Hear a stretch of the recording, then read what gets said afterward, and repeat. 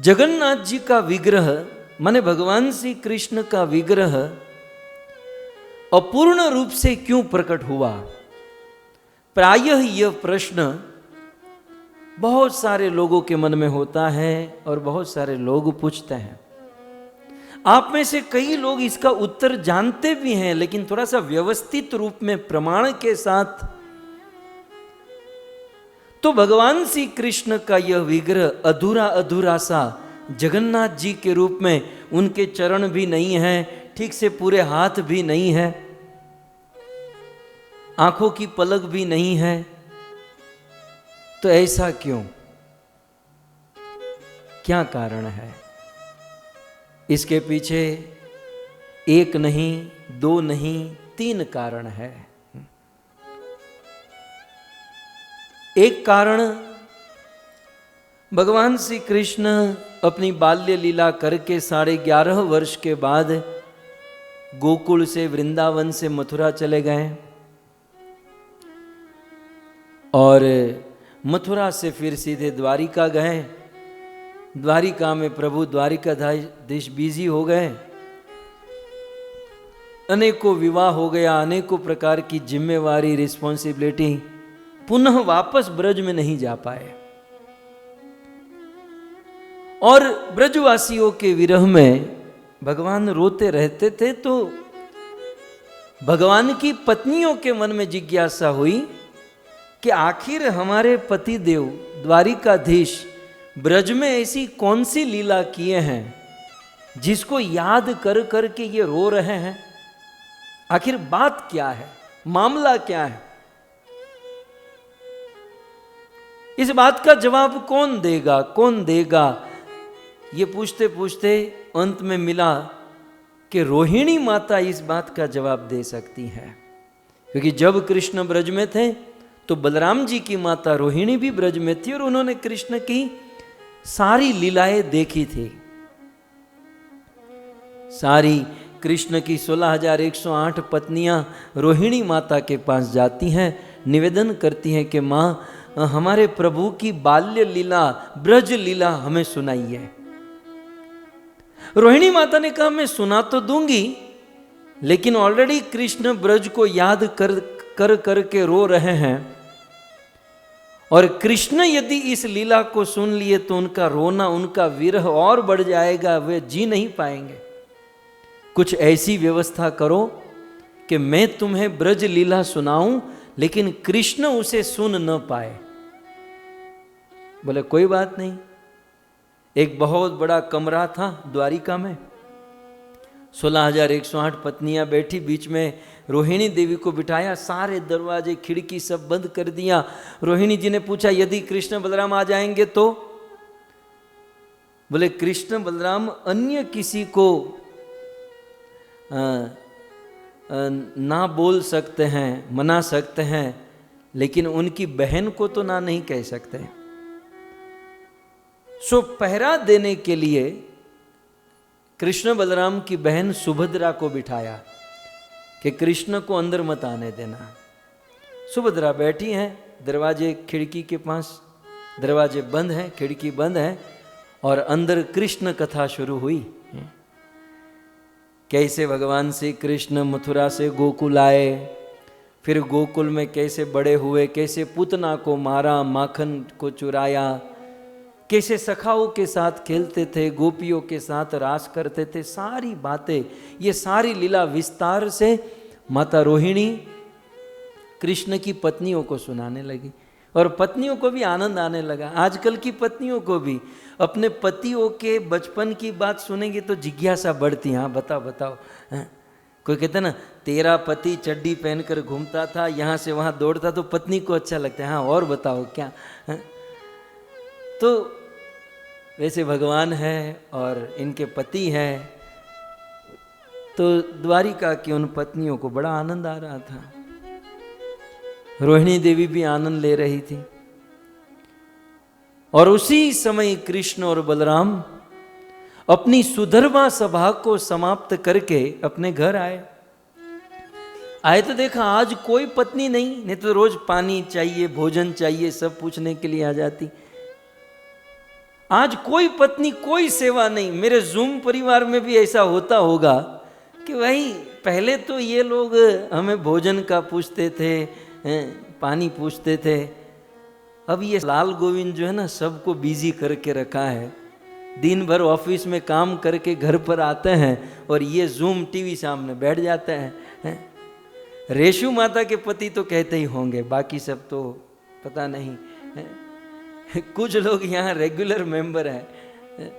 तो मैं भगवान से रोज प्रार्थना करता हूँ कि आपकी घर गृहस्थी में कोई प्रॉब्लम ना हो कथा को लेकर। सो आपके गृहस्थी में शांति, खुशियाँ और प्रेम बना रहे और आप इसे बैलेंस करके चलें, ऐसी ईश्वर से प्रार्थना है। खैर, कृष्ण और बलराम ने सोचा आखिर ये सब लोग कहाँ चले गए। तो देखा कि एक कमरे के बाहर सुभद्रा बैठी है। कहा, बहन तुम यहां क्यों बैठी हो? सुभद्रा ने कहा कि अंदर आपकी कथा चल रही है लेकिन बताने को मना किया है। लो गई भैंस पानी में जाए तो अच्छा है ना, वो तो तैरेगी नहाएगी फिर बाहर आएगी, लेकिन ये तो टोटल गड़बड़ हो गई। अब कृष्ण को पता चला कि मेरी कथा वहां अंदर हो रही है। कृष्ण सब कुछ छोड़ सकते हैं, खाना पीना सोना सब कुछ त्याग सकते हैं, लेकिन अपनी कथा नहीं छोड़ सकते, क्योंकि भगवान ने स्वयं नारद को पकड़कर कहा कि नारद ना हम बसामी वैकुंठे, वैकुंठ में नहीं रहता हूं। ये जहां जहां लिखा है ना प्रभु वैकुंठ में रहता है सब डिलीट मारो, मेरा एड्रेस वैकुंठ नहीं है। तो प्रभु कहां? ना हम बसामी वैकुंठे योगी नाम हृदय येशुवा, योगियों के हृदय में भी नहीं रहता हूं। वो जो कपाल भाती भस्ती का अनुलोम विलोम सिर नीचे पांव पर बहुत अंदर बाहर करते ना, उनके हृदय में भी नहीं रहता हूं। ना हम बसामी वैकुंठे योगी नाम हृदय येशुवा। तो प्रभु आप रहते कहाँ हो? यत्र गायंती मद भक्ता, मत भक्ता यत्र गायंती, जहां मेरे भक्त मेरे नाम का, मेरे गुण का, मेरी लीला का गीत गाते हैं, जहां मेरा कीर्तन, जहां मेरी कथा होती है, तत्र तिष्ठामि नारद। हे नारद मैं वहीं पर रहता हूं। मुझे यदि कोई पूछे तो भगवान मंदिर में है या नहीं ये डाउट है, लेकिन भगवान जूम पर अवश्य बैठे हैं। वो भी कहते हैं कि नारद जरा वो जूम लॉगिन करो, कथा शुरू हुई है जरा मैं देखूं। आजकल भगवान को भी वाईफाई कनेक्शन लेना पड़ता होगा। सो कहने का अर्थ यह है कि प्रभु खाना पीना सोना सब कुछ छोड़ सकते हैं, परंतु अपनी कथा नहीं छोड़ सकते। भगवान को अपनी कथा सुनने में बड़ा आनंद है। और ये बात, ये कोई रॉकेट साइंस नहीं है, ये आप अपने आप को चेक करो। हम लोग कितने भी बिजी हो, कितने भी भूखे हो, कुछ भी हो, लेकिन पर्दे के पीछे या दीवार के उस पार यदि कोई हमारी प्रशंसा करे, यार ये पंकज लड़का जो है ना वो दिल्ली वाला, जूम पे कितना अच्छा बोलता है। कभी कभी तो पता नहीं चलता कि कथा लाल गोविंद कर रहा है कि पंकज कर रहा है। तो अब बताओ पंकज को और कुछ सुहाएगा? वो तो अपना सारा काम छोड़कर बस और काम और कुछ बोले और कुछ। ये प्रशंसा है ही कुछ ऐसी कि जब किसी व्यक्ति की प्रशंसा होती है, खैर पंकज प्रभु ऐसे नहीं है, वो तो निष्काम भाव से सेवा कर रहे हैं, ये भी ट्रांसलेट कर देना। तो ये जीव का स्वभाव है कि भले बाहर से वो प्रयास करता है कि हम प्रशंसा न सुने, माने रे प्रशंसा शु करे रविष्ठा, लेकिन क्या करे, जीव का स्वभाव है अपनी प्रशंसा सुनना बहुत अच्छा लगता है। प्रत्येक बच्चे से लेकर बूढ़े तक सबको अपनी प्रशंसा सुनना अच्छा लगता है। मैं तो कहूंगा इसमें हम लोगों का कोई दोष नहीं है भाई। यदि हमको हमारी प्रशंसा सुनना अच्छा लगे तो हमें कोई हमारा दोष नहीं है। क्यों? क्योंकि ये मैन्युफैक्चर फॉल्ट है, ये ऊपर से ही जीव ऐसा ही बनकर आया, हम क्या करें? क्योंकि आखिर ये जीव क्या है? परमात्मा का अंश है ना। ममेवांश जीव लोके, ये जीव परमात्मा का अंश है, तो परमात्मा में ही ये गुण है, तो हमारे अंदर तो आएगा। तो हम हमारे स्वभाव से परमात्मा का स्वभाव पता लगा सकते हैं। जैसे हमें हमारी प्रशंसा बहुत पसंद है, वैसे परमात्मा को उनकी प्रशंसा बहुत पसंद है। लेकिन प्रॉब्लम इतनी है कि हम लोग प्रशंसा के लायक नहीं है और परमात्मा प्रशंसा के लायक है। इसलिए हमारी प्रशंसा कुछ काम की नहीं और भगवान की प्रशंसा पूर्ण रूप से काम की है और प्रशंसनीय, करने लायक है। तो कृष्ण ने कहा कि सुभद्रा, तो फिर हमको अंदर जाने दो, हमें भी कथा सुननी है।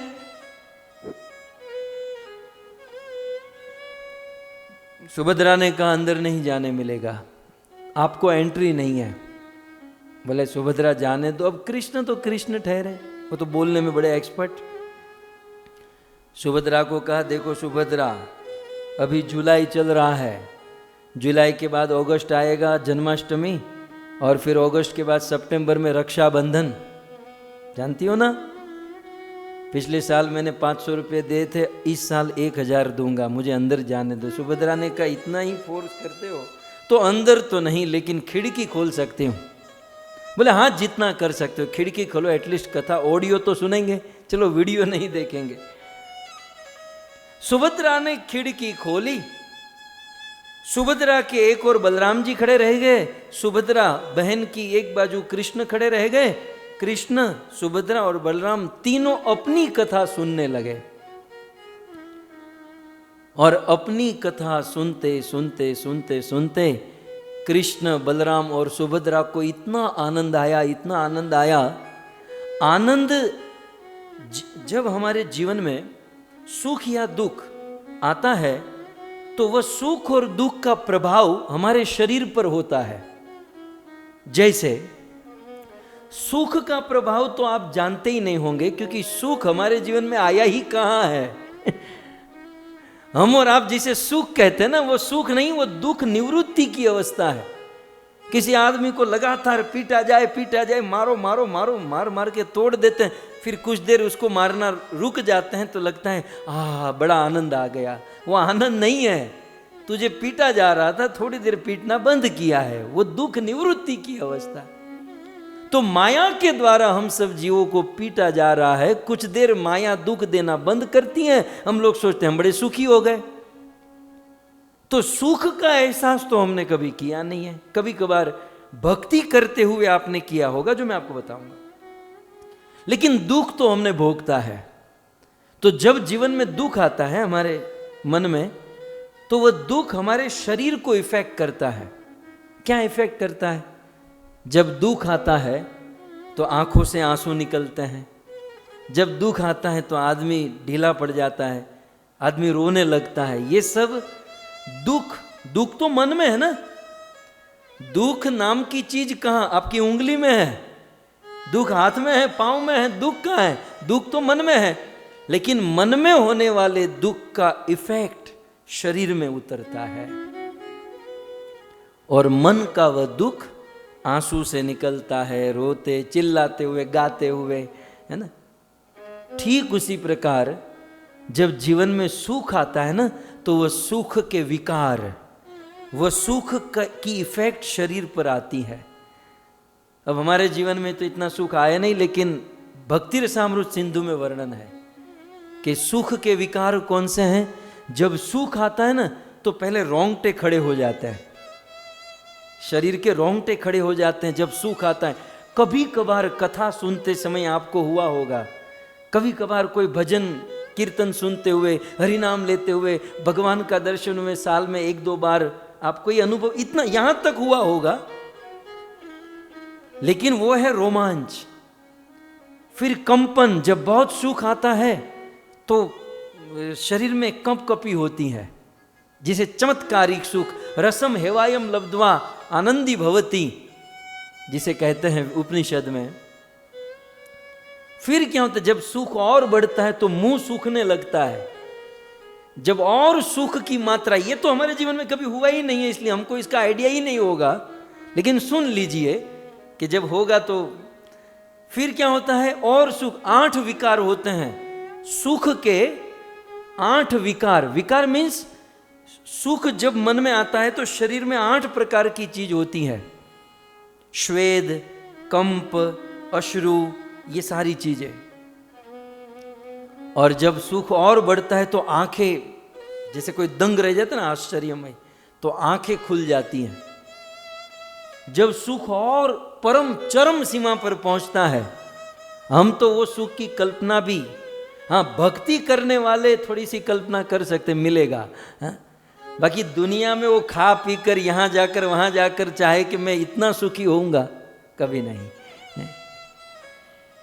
और फिर जब सुख और सुख बढ़ता है तो इंद्रियां सिकुड़ने लगती है, हाथ सिकुड़ने लगता है, पांव सिकुड़ने लगता है। तो कृष्ण, बलराम और सुभद्रा अपनी ही कथा सुन रहे थे, और अपनी कथा सुनते सुनते इतना आनंद, इतना आनंद, इतना आनंद के रोमांच होने लगा, कंपन होने लगा, आंखें खुल गई और हाथ और पांव सिकुड़ने लगे। बिल्कुल कृष्ण, बलराम और सुभद्रा एक विचित्र स्वरूप धारण कर लिए। और उन्हीं दिनों द्वारवत्याम कुरुद्वह आवासित नारदो भिक्षणम कृष्ण दर्शन लालसा। और उसी समय नारद जी द्वारिका में आते जाते रहते थे। नारद जी रेगुलर द्वारिका में आते जाते रहते थे। तो जिस दिन कृष्ण अपनी कथा सुनकर इस प्रकार की आकृति हो गई, उसी दिन नारद जी का आना, और नारद जी ने कृष्ण, बलराम और सुभद्रा का विचित्र दृश्य देखा। नारद जी को बड़ा आनंद आया, कीर्तन करने लगे भयंकर। जय जगन्नाथ, जय जगन्नाथ, जय बलदेव, जय सुभद्रा। जय जगन्नाथ, जय जगन्नाथ, जय बलदेव, जय सुभद्रा। आप सब लोग नारद के साथ, जय जगन्नाथ, जय जगन्नाथ, जय बलदेव, जय सुभद्रा। जय हो। जगन्नाथ स्वामी नयन पथगामी, नयन पथगामी भवतु मे। जगन्नाथ स्वामी नयन पथगामी, नयन पथगामी भवतु। नारद जी भाव से कीर्तन करने लगे। यूं तो नारद जी का कीर्तन 1 घंटा चला। मैं यहाँ 1 घंटा चलाऊंगा तो कथा दी एंड हो जाएगी, वैसे भी आज अंतिम दिन है। सो नारद जी बड़े भाव से कीर्तन किए, प्रणाम किए, वहाँ कथा समाप्त हुई। भगवान श्री कृष्ण, बलराम, सुभद्रा अपनी नॉर्मल कंडीशन में फिर से आ गए। जब नॉर्मल कंडीशन में आ गए ना, तो कृष्ण को आज बड़े प्रसन्न थे। अपनी कथा सुनकर प्रभु आज बड़े प्रसन्न थे। कृष्ण ने नारद से कहा कि नारद तुम द्वारिका में? बोले हाँ प्रभु। नारद आज मैं बहुत प्रसन्न हूं, तुम्हें जो चाहिए मांग लो। भक्तों, नारद जी बड़े कृपालु संत है। नारद जी ने कहा कि प्रभु अभी अभी आपने जिस रूप का दर्शन मुझे कराया, पहली बार मैंने मेरे जीवन में प्रथम बार ये रूप देखा, तो प्रभु इस रूप का दर्शन आप कलयुग की जनता को, कलयुग में आने वाले लोगों को कराइए। कलयुग के लोगों को इस रूप का दर्शन कराइए। नारद जी ने मांगा और भगवान ने कहा कि नारद तथास्तु, तुमने जैसा मांगा है, तुम्हारी जो इच्छा है वो इच्छा अवश्य पूर्ण होगी। नारद जी ने कहा प्रभु ये तो बता दीजिए कब पूर्ण होगी? बोले ब्रह्मा जी के 50 वर्ष जब पूरे होंगे, ब्रह्मा जी 100 साल जीते ना, द्विपरार्ध। ब्रह्मा के 50 वर्ष जब पूर्ण हो गए, 51वें वर्ष में नीलाद्री पर्वत पर मैं नील माधव के रूप में रहूंगा, लेकिन ब्रह्मा के 50 वर्ष के बाद मैं इस स्वरूप में जगन्नाथ, बलदेव और सुभद्रा के रूप में प्रकट हो जाऊंगा। सो अपूर्ण रूप में भगवान श्री कृष्ण कब प्रकट हुए? अपनी कथा सुनकर, ब्रजवासियों के विरह में अपनी कथा सुनकर भगवान श्री कृष्ण अपूर्ण स्वरूप में आए और नारद मुनि ने माना। अब और एक कथा है स्कंद पुराण में। देखिए, कल्प भेद के अनुसार भगवान श्री कृष्ण जगन्नाथ के रूप में प्रकट हुए। भिन्न भिन्न स्थानों पर भिन्न भिन्न कथा है, गलत कुछ नहीं है, रॉन्ग कहीं नहीं है। ये कथा सुनी आपने श्रीमद् भागवत जी की। अब स्कंद पुराण में और एक कथा है। स्कंद पुराण में वर्णन है कि कृष्ण द्वारिका में रह रहे हैं और वे बड़े दुखी हैं और राधा के विरह में अब तो कृष्ण को कुछ नहीं सुहा रहा है। दूसरी ओर स्कंद पुराण की कथा, दूसरी ओर ब्रज में क्या स्थिति है? कृष्ण के विरह में राधा रानी अपना प्राण त्याग रही है। जैसे कोई व्यक्ति मरणासन स्थिति में होता है, बस अब मरने ही वाला है। राधा रानी मरणासन स्थिति में, ललिता विशाखा बार बार राधा रानी के नासिका के पास कापूस रखती हैं, यह चेक करने के लिए कि सांस चल रहे हैं या नहीं।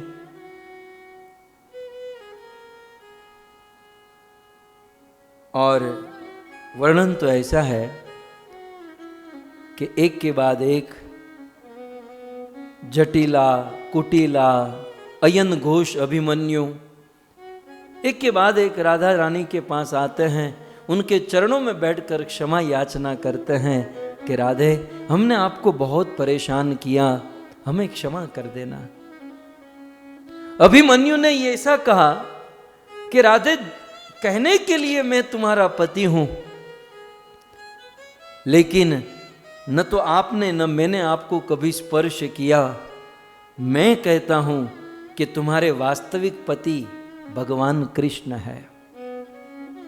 राधा रानी की सास ननंद जटिला कुटिला क्षमा याचना करने लगी कि राधे, हम ऐसा साबित करना चाहती थी कि तुम असती नारी हो, पतिव्रता नहीं हो, और इसके लिए हमने बहुत कपट किया, बहुत उपक्रम रचा, लेकिन आज हम स्वीकार कर रही हैं कि इस संसार में, ब्रज में, दुनिया में वास्तव में कोई पतिव्रता सती नारी है तो वह आप हो।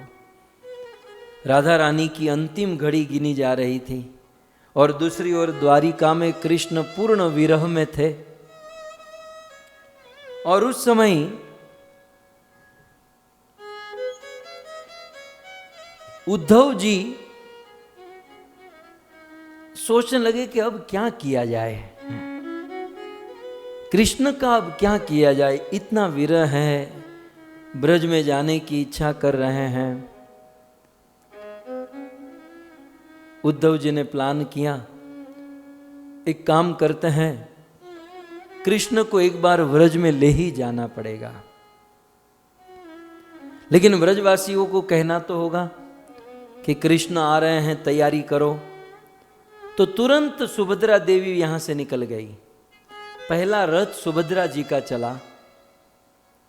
बलराम जी ने सोचा कि सुभद्रा बहन अकेली गई है, कहीं कुछ मार्ग में प्रॉब्लम हो जाए, तो बलराम जी उनके पीछे पीछे चले। और उद्धव और सात्यकी जैसे तैसे कृष्ण को रथ में बिठाए।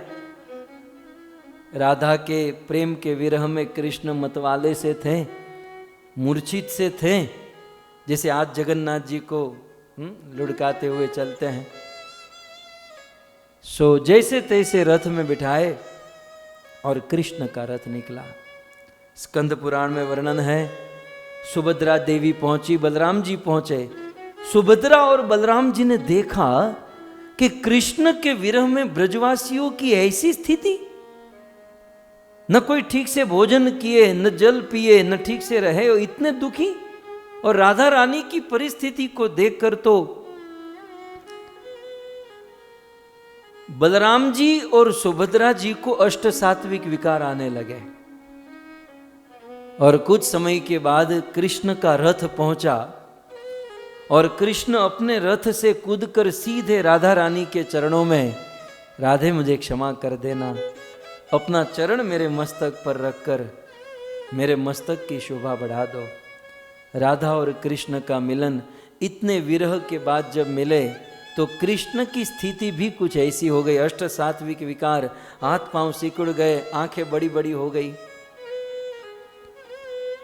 तो दूसरी बार यहां पर ब्रज में आकर कृष्ण, बलराम और सुभद्रा की स्थिति ऐसी हुई। और उस समय भी नारद जी आए और नारद जी ने वरदान मांगा कि प्रभु ये दर्शन जो अभी आपने कराया, कलयुग के जीवों को कराइए। तो भगवान श्री कृष्ण ने नारद जी को वरदान दिया। सो कृष्ण का स्वरूप अधूरा क्यों? इसकी पहली कथा भागवत में, दूसरी कथा स्कंद पुराण में। और फिर कृष्ण दो दो बार नारद जी से वादा कर चुके थे कि मैं जगन्नाथ के रूप में प्रकट होऊंगा, तो उनको लीला तो करनी ही थी। और प्रभु की लीला अद्भुत है। फिर कई युगों के बाद ब्रह्मा जी के 50 वर्ष पूर्ण हुए और जगन्नाथ जी को जब प्रकट होना था तो महाराज इंद्रद्युम्न को प्लेटफॉर्म बनाया। इंद्रद्युम्न के हृदय में भक्ति जगी और खोज करने लगे कि मुझे इन्हीं आंखों से ईश्वर को देखना है, कौन मुझे ईश्वर दिखाएगा। और फिर तो कथा आप सब जानते ही, आपने सब सुनी रखा है कि वो विद्यापति को भेजते हैं और फिर जो भी उपक्रम होता है, और महाराज इंद्रद्युम्न उस समंदर से आए हुए लकड़े को एक कमरे में गुंडीचा मंदिर में रखते हैं। और स्वयं विश्वकर्मा एक वृद्ध आदमी का रूप लेकर आए हैं और विश्वकर्मा के द्वारा वह विग्रह बने हैं। 21 दिन मांगे थे कि 21 दिन में मैं विग्रह तैयार कर दूंगा, लेकिन 12वें दिन 13वें दिन वो मूर्ति बनाने की आवाज आनी बंद हो गई। राजा को बड़ी उत्कंठा लोलुपता हुई और 14वें दिन में ही उन्होंने द्वार खोल दिए। देखा तो जगन्नाथ, बलदेव, सुभद्रा। पहले तो वे बड़े प्रसन्न हुए, महाराज बहुत सुंदर। सो महाराज इंद्रद्युम्न ने देखा, लेकिन निकट जाकर देखा तो भगवान के हाथ पूर्ण नहीं है, भगवान के पांव पूर्ण नहीं है। तो राजा इंद्रद्युम्न के मन में ऐसा हुआ कि उन्होंने 21 दिन मांगे थे, मैंने 14वें दिन में द्वार खोल दिया, इसलिए प्रभु की मूर्ति अधूरी रह गई। मैंने बहुत बड़ा अपराध किया है, इसलिए आत्महत्या करने गए। तब भगवान की आकाशवाणी हुई, राजन चिंता मत करो, मैं ही चाहता था कि मेरा ऐसा रूप हो। और भगवान ने सारी कथा सुनाई कि मैंने नारद को वरदान दिया था और सब कुछ। ये आप सब जानते हैं कि ये 3 कथा है, एक भागवत में, एक स्कंद पुराण में, और उसी स्कंद पुराण में महाराज इंद्रद्युम्न का ये चरित्र है, जिसमें ये वर्णन है कि भगवान श्री कृष्ण अपूर्ण रूप में अर्थात जगन्नाथ के रूप में क्यों प्रकट हुए। ये बात तो समझ में आ गई। मुझे कुछ नया आपको बताना है। चलो, जगन्नाथ जी अधूरे हैं, बलराम जी, सुभद्रा, लेकिन सुदर्शन चक्र भी क्यों अधूरा है ना? ये तीनों लीला में हम देखते हैं कि जगन्नाथ जी की लीला है, सुभद्रा की है, बलराम की है। लेकिन आपकी जानकारी के लिए, जहां जगन्नाथ, बलदेव, सुभद्रा विराजमान है, उसके साथ सुदर्शन चक्र भी है। गोविंद टीवी दिखाओ जरा। वो अकेले नहीं है, वो एक लकड़ा सा होता है, एक काष्ठ जिसमें सुदर्शन का चिन्ह है। तो सुदर्शन चक्र साथ क्यों है? जगन्नाथ, बलदेव और सुभद्रा जी तो है ही। सुदर्शन चक्र साथ इसलिए है क्योंकि एक अर्थ तो यह है सुदर्शन, सु माने सुंदर, दर्शन। भगवान जगन्नाथ जी के दर्शन बहुत सुंदर है, लेकिन जगन्नाथ जी के ये सुंदर दर्शन हम तब तक नहीं कर पाएंगे जब तक हमारा हृदय शुद्ध नहीं होगा। हृदय को शुद्ध बनाना होगा। ये देखो, ये दिखा रहे हैं जूम करके। हाँ, ये जो है ना, ये काष्ठ है, इसे सुदर्शन चक्र कहते हैं। तो जगन्नाथ बलदेव सुभद्रा जी की तो कथा आप जानते हैं कि क्यों इस प्रकार से अधूरे और इस लीला रूप में। लेकिन सुदर्शन चक्र का कारण यह है कि भगवान अति सुंदर है, लेकिन भगवान की सुंदरता को हम हमारी भौतिक बुद्धि से या कलुषित हृदय से नहीं देख सकते। सुदर्शन चक्र का दर्शन करने से हमारे हृदय का शोधन होता है, यानी हमारा हृदय शुद्ध होता है। और पहले सुदर्शन चक्र को प्रणाम करें। जगन्नाथ जी के बगल में जो सुदर्शन है उनको प्रणाम, और उनका दर्शन करने से हृदय शुद्ध होता है। और हृदय शुद्ध होने के बाद हम जगन्नाथ जी का दर्शन ठीक से कर सकते हैं, उनकी शोभा को ठीक से निहार सकते हैं। और स्कंद पुराण में लिखा है कि यदि कोई व्यक्ति, अभी आपने आधा घंटा जो सुना, इस इतिहास को कोई सुनता है तो उनके हृदय में साक्षात भगवान जगन्नाथ प्रकट हो जाते हैं। सो हृदय में भगवान को प्रगटाने के लिए यह इतिहास मैंने आप सबके बीच में रखा।